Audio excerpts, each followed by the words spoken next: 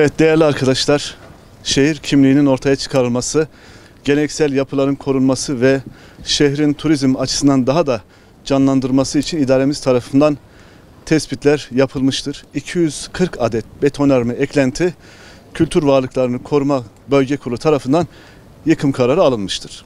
Mardin Kentsel Dönüşüm ve Gelişim Projesi kapsamında tespit edilen ve kurulca yıkım kararı verilen 240 yapı, 1. caddenin yayalaştırma projesi ve tarihi çarşıların canlandırılması için bu alanda tespit edilen yapılardır.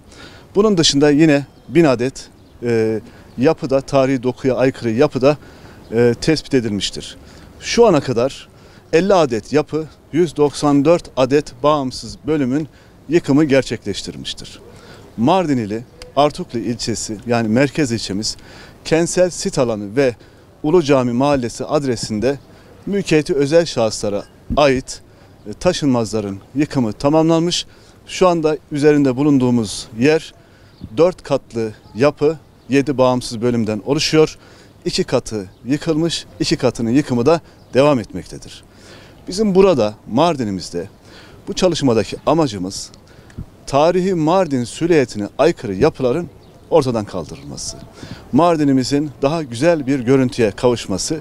Bu çerçevede Mardin Valiliğimiz, Mardin Büyükşehir Belediye'miz ve Çevre ve Şehircilik İklim Değişikliği Bakanlığımızın da destekleriyle bu tarihi yapıya aykırı sonradan yapılmış yapıların tespiti ve yıkımı gerçekleştirmektedir.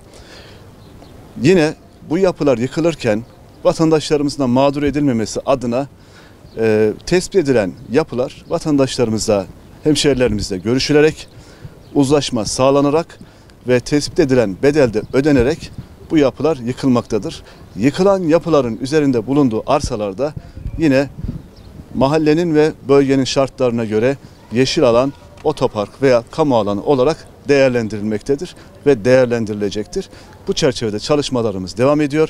Amacımız daha güzel bir görüntüye kavuşması için tarihi Mardin'imizde bu çalışmaları inşallah devam ettireceğiz.